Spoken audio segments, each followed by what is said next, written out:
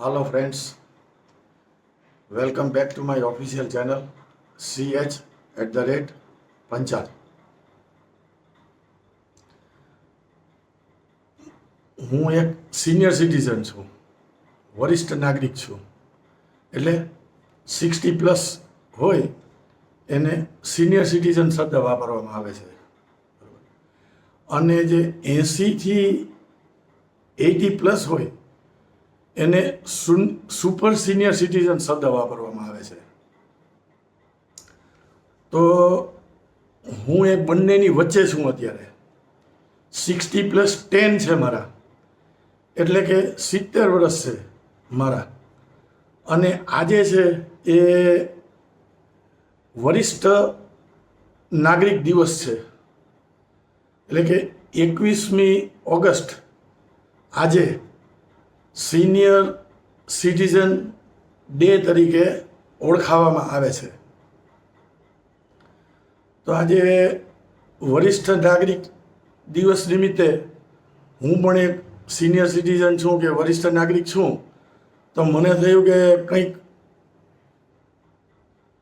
હું પણ કહેવા માગું છું આના માટે. બરાબર? તો સિનિયર જે બી કોઈ સિનિયર સિટીઝન છે એ ગમે ત્યારે એની ઉજવણી કરી શકે છે. સિનિયર સિટીઝનને એને કોઈ ટાઈમની કે તારીખની કે સમયની કોઈ બાધા નથી હોતી, પણ એક ચોક્કસ સમય છે ને આ દિવસે ઉજવણીનો રાખેલો છે કે જે 21મી ઓગસ્ટ છે. તો વરિષ્ઠ નાગરિક દિવસ એ સમાજમાં વૃદ્ધ વયસ્કો યોગદાનનું સન્માન અને પ્રશંસા કરવા માટે સમર્પિત દિવસ કહેવાય. હવે જ્યારે ચોક્કસ નામ અને તારીખ અલગ અલગ હોઈ શકે છે, બરાબર, પણ આ દિવસની ઉજવણી માટે સૌથી વધુ માન્ય દિવસ છે 21મી ઓગસ્ટનો દિવસ છે. એટલા માટે જ 21મી ઓગસ્ટે વરિષ્ઠ નાગરિકના દિવસ નિમિત્તે આજે ઉજવવામાં આવે છે. તો આનો મિત્રો આપણે થોડો ઇતિહાસ જોઈએ કે આની પાછળનો ઇતિહાસ શું છે, રાઈટ? તો વરિષ્ઠ નાગરિક દિવસનો ઇતિહાસ યુનાઇટેડ સ્ટેટ્સમાં શોધી શકાય છે.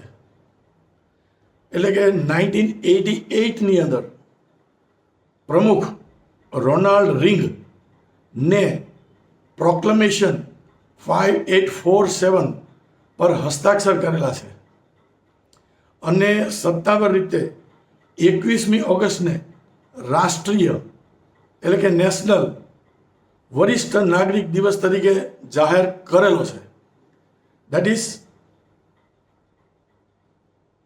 સિનિયર સિટીઝન ડે, એ દિવસ જાહેર કરેલો છે રોનાલ્ડ રીંગ્સે. અને તેમના ઘોષણાપત્રમાં જે એમણે ઘોષણાપત્ર જાહેર કરેલું હતું એમાં એમણે જણાવેલું હતું કે તેમણે તેમના જીવનભર જે કંઈ હાસિલ કર્યું છે અને તેઓ જે કંઈ કરવાનું ચાલુ રાખે છે તે માટે આપણે આપણા વરિષ્ઠ નાગરિકોના આભારી છીએ અને તેમનું હૃદયપૂર્વક અભિનંદન કરીએ છીએ. આ દિવસ એટલા માટે ઉજવવામાં આવે છે. તો આપણે અમુક એના મુદ્દા છે, એ મુદ્દા આપણે જોવાની કોશિશ કરીએ, રાઈટ?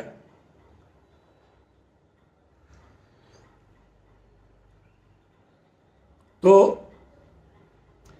સ્વીકૃતિ અને પ્રશંસા, એટલે કે વરિષ્ઠોએ તેમના જીવન દરમિયાન કરેલી સિદ્ધિઓ, સેવાઓ અને સમર્પણને ઓળખવા. એટલે કે જે પણ સિનિયર સિટીઝન લોકો છે એ 60 વર્ષ સુધી તેણે નોકરી કરેલી છે. ગવર્મેન્ટમાં હોય તો 58 વર્ષ સુધી નોકરી કરેલી હોય અને પ્રાઇવેટમાં હોય તો 60 વર્ષે એને રિટાયરમેન્ટ લેવું પડે છે. તો એની પાસે આ ઉંમરે ઘણા બધા અનુભવો હોય છે, તો એ અનુભવોનું મૂલ્યાંકન કરવાની જરૂર છે. બરાબર છે? એને એના અનુભવોમાંથી કંઈક શીખવાની જરૂર છે. જે વરિષ્ઠ નાગરિક સલાહ આપે છે એ કંઈક સમજી વિચારીને આપતા હોય, અથવા તો જે કંઈ બોલતા હોય એની પાછળ કોઈ ઉદ્દેશ, સારો ઉદ્દેશ હોય, એટલા માટે એને વરિષ્ઠ નાગરિક તરીકે કહેવામાં આવે છે. હવે જાગૃતિ લાવવી, તો વયોવૃદ્ધ વયસ્કોએ અસર કરતા સામાજિક, આરોગ્ય અને આર્થિક મુદ્દાઓ, જેમ કે વૃદ્ધો સાથે થતો દુર્વ્યવહાર, સામાજિક એકલતા અને આરોગ્ય સંભાળની જરૂરિયાત પર પ્રકાશ પાડવો. તો આ જાગૃતિની અંદર હું જોઉં છું કે ઘણી જગ્યાએ છે તો સિનિયર સિટીઝનને એ લોકો માન નથી આપતા. બરાબર? કે આજે ગવર્મેન્ટમાં સિનિયર સિટીઝનને માન આપે છે. સિનિયર સિટીઝનને બધી વ્યવસ્થા સરકારે ફ્રી કરેલી છે. હોસ્પિટલની અંદર તો તમે જાઓ તો સિનિયર સિટીઝનને ફ્રી છે બધી વ્યવસ્થા. તો એને સમજવાની કોશિશ કરો. અને એના આરોગ્ય ઉપર સરકાર આટલું ધ્યાન આપે છે. બરાબર? અને આર્થિક મુદ્દા જે છે, કે આર્થિક મુદ્દાની અંદર એવું છે કે જીવનની અંદર જે લોકોએ વ્યવસાય કરેલો હોય, નોકરી કરેલી હોય, એ લોકોને ખબર હોય કે ભાઈ હું ગવર્મેન્ટ સર્વિસમાં નોકરી કરતો હતો તો મને પાછળથી પેન્શન આવવાનું છે, એટલે એની લાઈફ સિક્યોર છે.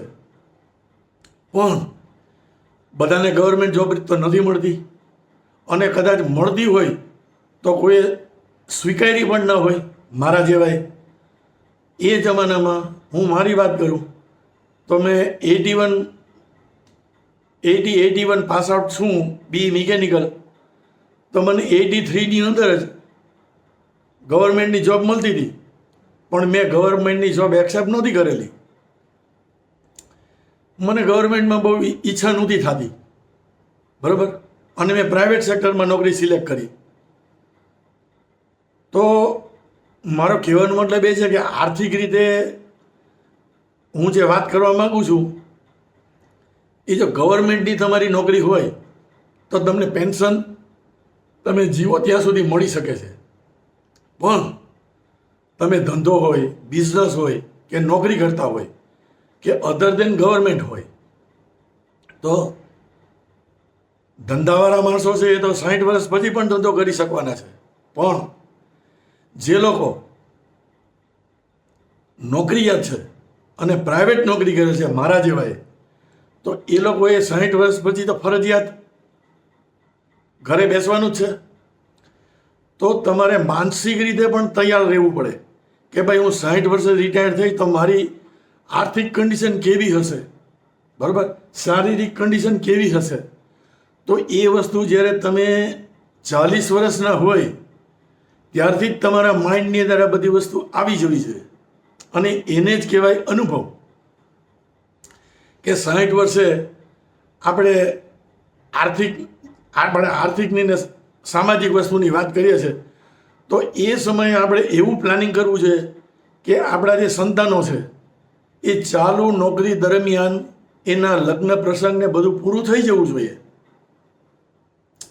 તો આર્થિક બોજ 60 પછી આપણને ન આવે. એના ભણતરના ખર્ચા છે, જે પણ છે એ બધું. વહેલા લગ્ન કરેલા હોય તો વહેલા બાળકો થઈ જાય, વહેલા બાળકો થાય તો એ વહેલા ભણવા જાય અને વહેલા ગ્રેજ્યુએટ થઈ જાય. તો આપણને આ પણ એક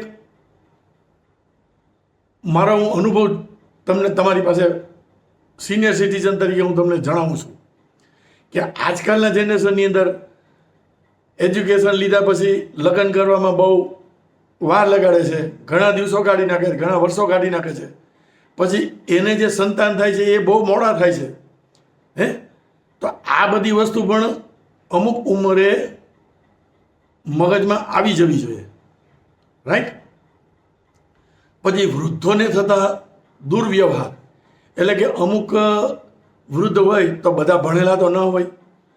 હવે હું તો ભણેલો છું, તો આજની તારીખમાં હું બધી અપડેટેશનમાં બી રહું છું. પછી એ ગમે એ ફિલ્ડ હોય, મેડિકલ ફિલ્ડ હોય, એન્જિનિયરિંગ ફિલ્ડ હોય કે ટેકનોલોજી હોય કે ગમે એ વસ્તુ હોય, તો હું એમાં અપડેટેડ રહેવાની કોશિશ કરું છું. અને આજકાલના જવાન છોકરાઓ છે, તો જવાન છોકરાઓ સાથે પણ મારી આજે 70ની ઉંમર છે, તો મારી પાસે મારી ઉંમરના મારા ફ્રેન્ડ્સ ઓછા છે. પણ મારા સ્વભાવ પ્રમાણે આજના યંગ જનરેશનના લગભગ મને લાગે ને 35-40 કે 45ની અંદરના એવા મારા ફ્રેન્ડ વધારે છે. તો આ પણ એક બધી બહુ મહત્ત્વની વસ્તુ થઈ જાય કે એક તો તમે ભણેલા છો, સારું એજ્યુકેશન એ જમાનાનું લીધેલું છે, અને અત્યારે કોઈ વસ્તુ આપણને ન ખબર પડતી હોય તો આ ઉંમરે જો યંગસ્ટર તમારા ફ્રેન્ડ્સ હોય તો તમને કેટલો મોટો ફાયદો થાય. તમારું વાંચન પણ કામ કરે, ઘણું બધું આની અંદર કામ કરે. બરાબર. પછી સામાજિક એકલતા અને આરોગ્યની સંભાળની જરૂરિયાત ઉપર પ્રકાશ પાડવો. તો એકલતાની વાત કરું તો આજે હું મારી જ વાત કરું. મને છે 70 વર્ષ, રાઈટ. હવે આ સિનિયર સિટીઝન ડે ઉપર હું આજે એ વસ્તુની વાત કરું છું કે મારા લગ્ન થયા પછી 30 વર્ષ પછી, લગ્ન જીવનના 30 વર્ષ પછી મારા પત્ની એક્સપાયર થઈ ગયા. તો આજે છેલ્લા 11 વર્ષથી હું એકલો છું. કેટલા? 11 વર્ષથી હું એકલો છું. તો આ પણ એક માનસિક રીતે આ ઉંમરે તમને મેન્ટલી તૈયાર રહેવાની જરૂર છે કે જીવનમાં ગમે ત્યારે ગમે તે વસ્તુ થઈ શકે છે, રાઈટ. તો એ પણ માણસોએ ફોકસ કરવું જોઈએ. અને આરોગ્યની સંભાળ, તો આ ઉંમરે તમારું આરોગ્ય એકદમ જરૂરી છે. આજે હું પણ આજની મારી આજે ઉંમર છે 70 વર્ષ, તો હું ખાવા પીવામાં એકદમ ધ્યાન રાખું છું. બરાબર. બહારનું ખાતો નથી, તળેલું ખાતો નથી, રાઈટ. અને મારું નિત્ય જીવન છે એકદમ. તો 70 વર્ષે પણ મારે બીજી કોઈ તકલીફ નથી. ભગવાનની એટલી મહેરબાની છે. ને મારા સંતાનો છે એ પણ બહુ સારી પોસ્ટ ઉપર છે ને બહુ સારું કમાવે છે. મારા કરતાં 4 ગણું કમાવે છે.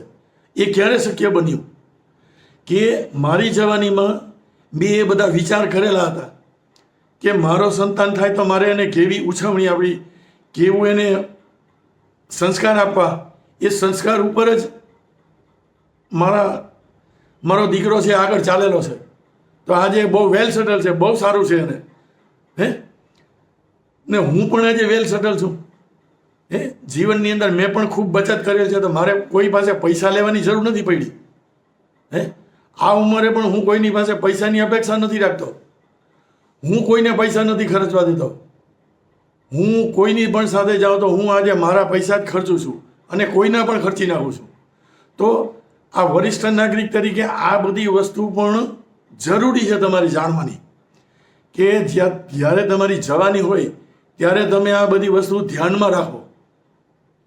અને હા, એક બીજી વાત તમને કહી દઉં કે જીવનની અંદર મેં એક સિદ્ધાંત અપનાવેલો છે જ્યારથી હું સમજતો ત્યારે, નોકરી કરતો થયો ત્યારથી, કે હંમેશા જીવનમાં છે ને આમ રાખો, આવી રીતે આમ હાથ રાખો, મરો ત્યાં સુધી.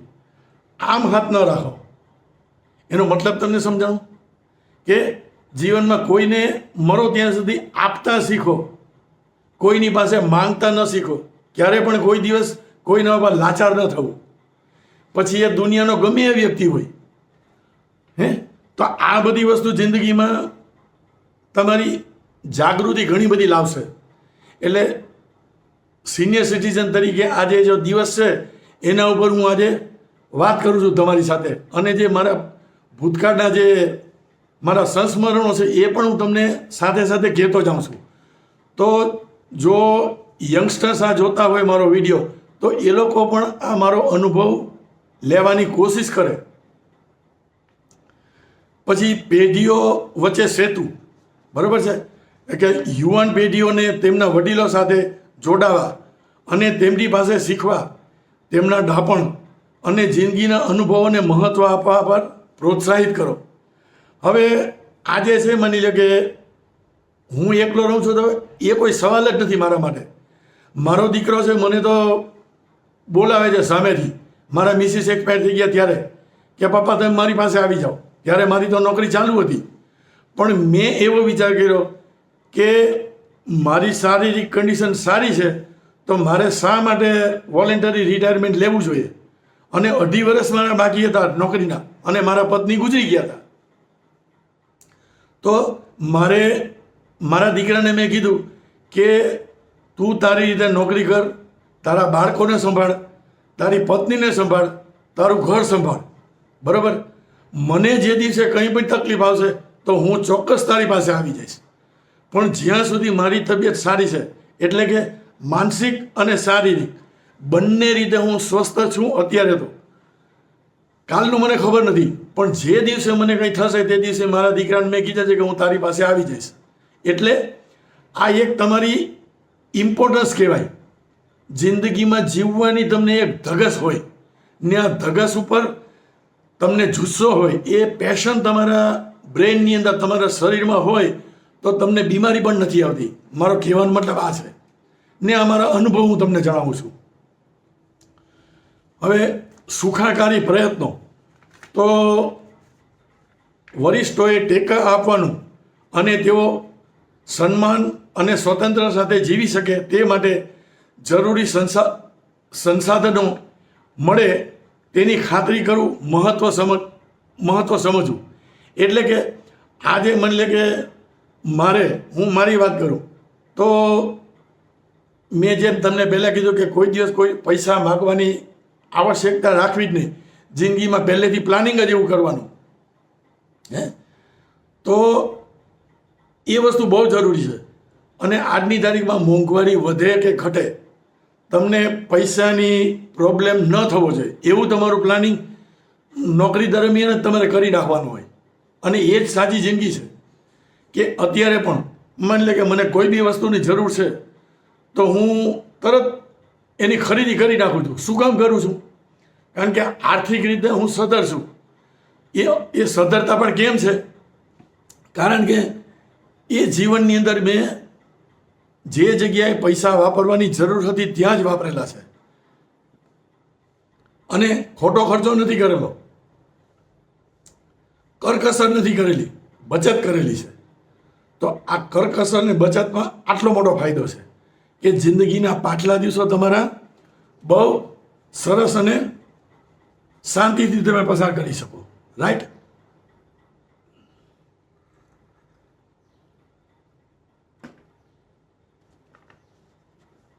હવે વ્યક્તિગત અને સામુદાયિક બંને સ્તરે વરિષ્ઠ નાગરિક દિવસની ઉજવણી અનેક અર્થપૂર્ણ રીતે કરી શકાય છે.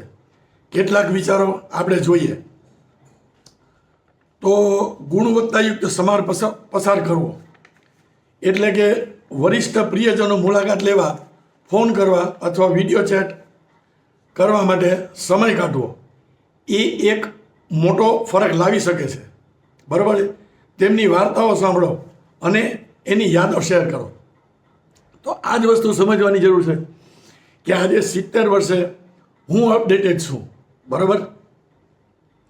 હું શારીરિક અને માનસિક બંને રીતે સ્વસ્થ છું. એટલે હું તમારી પાસે આ યુટ્યુબની અંદર વિડીયો બનાવી શકું છું. શું કામ બનાવી શકું છું? કારણ કે માનસિક રીતે સ્વસ્થ રહેવા માટે અમુક પ્રવૃત્તિ તમારા જીવનમાં જરૂરી છે.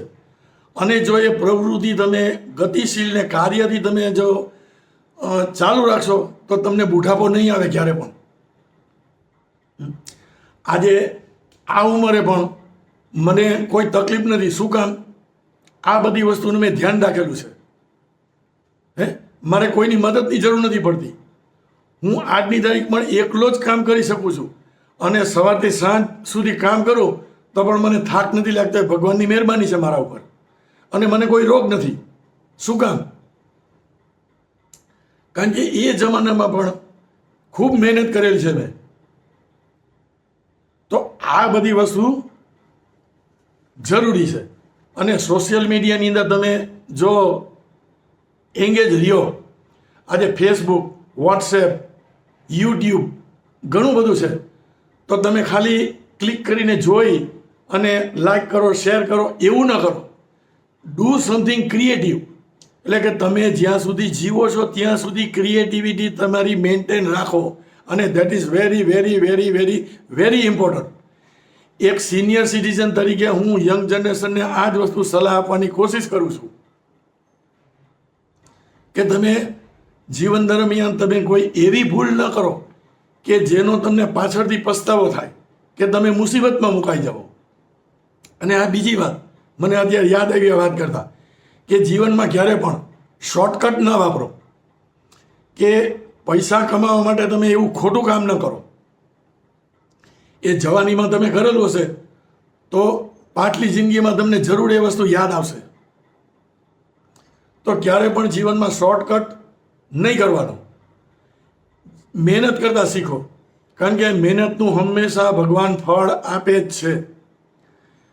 આપણામાં કહેવત છે કે કર્મ કિએ જા, ફલ કી ઈચ્છા મત કર હે ઇન્સાન. તો આમાં બધું ઘણું બધું આવી ગયું છે આ ગીતાના શ્લોકની અંદર, બરાબર. તો આપણે બીજી મદદની ઓફર કરો, એટલે કરિયાણાની ખરીદી હોય કે નાના મોટા કામ અથવા ઘરના કામકાજ જેવા દૈનિક કાર્યમાં મદદ કરો.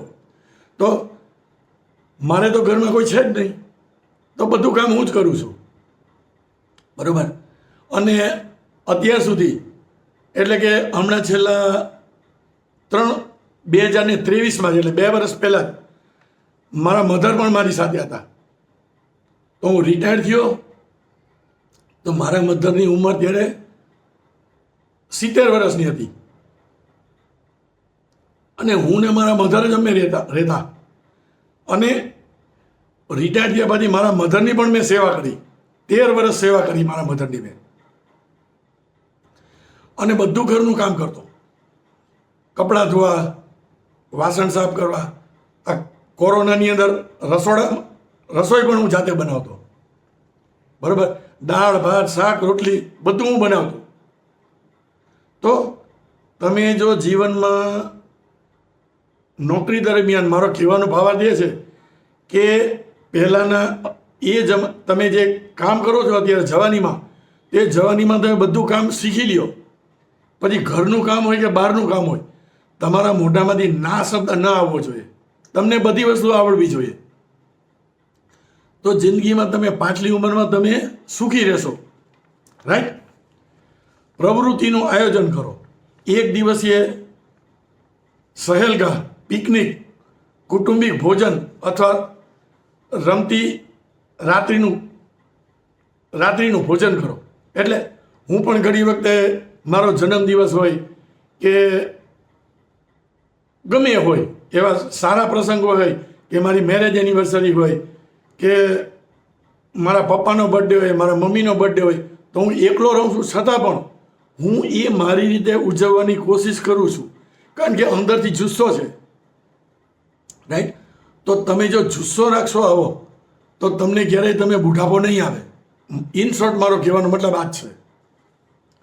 નવી કુશળતા શીખો, એટલે કે કોઈ વરિષ્ઠ નાગરિકને તમને તેમની પાસે રહેલી કુશળતા શીખવાનું કહો. પછી ભલે તે કૌટુંબિક વાનગી હોય, હસ્તકલા અથવા તો ઐતિહાસિક વાર્તા હોય. તો હું મારી વાત કરું તો હું કલાપ્રેમી માણસ હતો એ જમાનામાં પણ, બરાબર. તો હું હાર્ડબોર્ડ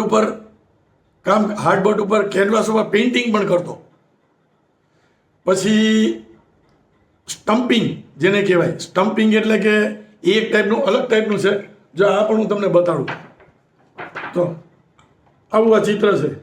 તો આ ચિત્ર મેં જાતે બનાવેલું છે, બરાબર, એ જમાનામાં, રાઈટ. તો મારી ક્રિએટિવિટી એવી છે બધી. હું રિટાયર થયો ત્યારે પણ કોમ્પ્યુટર ઉપર હું કામ કરી શકતો હતો, અને આજની તારીખમાં પણ મારી પાસે કોમ્પ્યુટર છે, મારી પાસે મોટું ટીવી છે. એની અંદર પણ હું કોમ્પ્યુટરને એટેચ કરીને સીપીયુને હું એની અંદર કામ કરી શકું છું આ ઉંમરે પણ. શું કામ? વ્યસ્ત રહેવા માટે, કામ કરવા માટે અને આ બ્રેઇનને એકદમ એક્ટિવ રાખવા માટે આ કામ કરું છું. શીટ મેટલના કામ પણ કરતો હું. લોખંડના પતરા ઉપર, એલ્યુમિનિયમના પતરા ઉપર, અને હું જાતે ગુજર સુધાર છું. એટલે હું ફર્નિચરના પણ ધો આઈ એમ એ મિકેનિકલ એન્જિનિયર, પણ મારા લોહીની અંદર એ ગુજર સુથારના ગુણ તો છે જ. તો એ બધું કરવાની જરૂર છે. મારો કહેવાનો મતલબ એમ છે, આ ઉંમરે ઘણા માણસોને એવી તકલીફ થતી હોય કે હાય હું રિટાયર થઈ જઈશ તો મારો ટાઈમ કેમ પાસ થશે. મને કોઈ દિવસ એવો વિચાર નથી આવ્યો કે હું રિટાયર થઈ જાય તો મારો ટાઈમ કેમ પાસ થશે. તો જો જીવનમાં તમે પહેલેથી પ્લાનિંગ કરેલું હશે તો તમને ક્યારે પણ આ વસ્તુનો પ્રોબ્લેમ નહીં થાય. પછી વરિષ્ઠોના મુદ્દાઓ વિશે જાગૃતિ લાવો અને તેમને સુખાકારીને પ્રોત્સાહન આપતી નીતિને ટેકો આપો. એટલે આ વસ્તુ તો છે એ યંગસ્ટર માટે છે કે હું અત્યારે જે બોલું છું એ બધું જો યંગસ્ટર જોતા હોય અને સમજતા હોય તો અમારા અનુભવ તમે લ્યો અને જિંદગીમાં ખૂબ આગળ વધો. અમારી તો એક શુભકામના છે. અને બીજી વાત કહી દઉં, આમ એક જસ્ટ મિનિટ,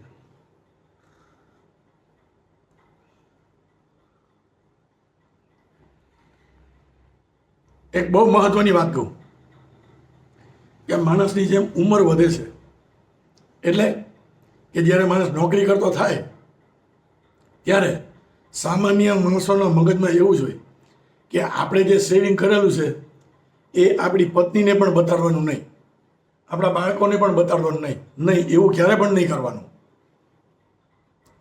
તમે ગમે એ વસ્તુ ઘરની અંદર કરો છો, રોકાણકારે આર્થિક વ્યવહાર તમે જે પણ કરો છો તમારા જીવન માટે, તમારા ભવિષ્ય માટે કરો છો, તો એ તમારા પત્નીને, બાળકોને તમે બતાડતા જાઓ. કારણ કે આ જિંદગીનો કોઈ ભરોસો નથી. માણસનું ગમે ત્યારે ગમે એ વસ્તુ થઈ શકે છે. રાઈટ? તો તમારે બધી વસ્તુ તમારા સંતાનોને બતાડવી જરૂરી છે. પત્ની હોય તો પત્નીને બતાડો કે ભાઈ આ જગ્યાએ મેં પૈસા રોકેલા છે, આ બેંકમાં છે, આ ખાતા નંબર છે કે આ છે. આ બધી વસ્તુ બહુ જરૂરી છે. કારણ કે માણસ જ્યારે મરી જાય છે ત્યારે એ કંઈ બાંધીને નથી લઈ જતો. લઈ જાય છે કોઈ નથી લઈ જતું. માણસનો જન્મ છે એ કપડાં વગર જ થાય છે, માના પેટમાંથી કપડાં વગર જ આવે છે. અને જાય છે જ્યારે ભગવાન પાસે, જ્યારે માણસનું મૃત્યુ થાય છે ત્યારે પણ એ કંઈ લઈને નથી જતો, બધું અહીં મૂકીને જાય છે. તો આટલો બધો પૈસાનો મોહ રાખવાનો શું કામ શું જરૂરી છે? તો તમારું જે નેક્સ્ટ જનરેશન છે એને રજની માહિતી આપો કે માણસના મૃત્યુ પછી એને કોઈ તકલીફ ના પડે. આ સિનિયર સિટીઝન તરીકે મારો આજનો મોટામાં મોટો સંદેશો છે કે જે આજની તારીખમાં પણ લગભગ ઘણા એવા વરિષ્ઠ નાગરિકો છે કે જે પત્ની હયાત હોય તો પત્ની પણ નથી ખબર નથી હોતી કે મારા પતિએ ક્યાં પૈસા રોકેલા છે અને શું કરેલું છે. અને બાળકોને પણ ખબર નથી હોતી. અને જ્યારે એનું અવસાન થાય તો છોકરાઓ બિચારા ધંધે લાગી જાય છે અને એ પૈસા મળતા નથી. બરાબર? અને તમને એક વસ્તુ બીજી પણ જણાવી દઉં કે અત્યારે સરકારનો આંકડો આવેલો છે કે ગવર્મેન્ટની ટ્રેઝરીની અંદર સિનિયર સિટીઝન કે જે કોઈ માણસો મરી ગયા છે અને એનું જે પૈસાનું બેલેન્સ જે છે એ બેંક કે કોઈ બી થાપણમાં મૂકેલું છે અને એને નોમિની કે સર્વાઈવરને નથી ખબર, એવા સરકારી તિજોરીમાં 76,000 કરોડ રૂપિયા પડેલા છે આજની તારીખમાં. 76,000 કરોડ રૂપીસ. તો તમે વિચાર કરી લો કે જે મહેનતથી તમે પૈસા ભેગા કરેલા છે, કરકસર કરીને અથવા તો બચત કરીને, એ પૈસા સરકાર વાપરી જાય એવું તમે ઈચ્છો છો? નહીં. તો એમાં છુપાવવાની શું જરૂર છે? હું એમ કહું, દરેક વસ્તુ તમે તમારા નેક્સ્ટ જનરેશનને બતાડો. અને તમારી દીકરાને તો બતાડો, પણ તમારી વહુ હોય તો એને પણ સાથે ઇન્વોલ્વ કરો, એને પણ બધી વસ્તુ તમે બતાડો કે દીકરા તને પણ ખબર હોવી જોઈએ આ બધી વસ્તુની, કારણ કે જીવનનો કોઈ ભરોસો નથી ક્યારે શું થાય છે. હે તો મિત્રો, આ વિડીયો લગભગ આજે અડધો કલાકનો થઈ ગયો, રાઈટ?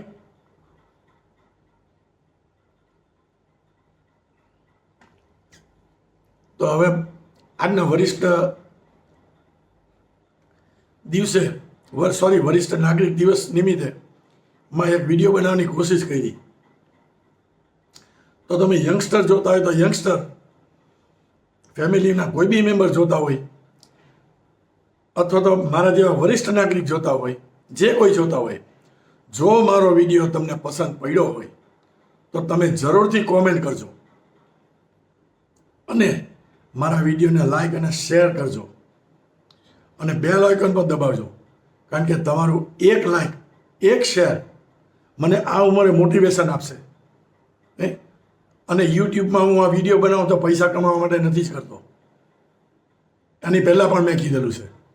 તો મારી વરિષ્ઠ નાગરિક તરીકેની લાઈફ આ ટાઈપની છે. તો આ મારો એક ટૂંકાણમાં એક સંદેશો છે કે સંદેશાને તમે સમજવાની કોશિશ કરજો. So thank you so much for watching my videos.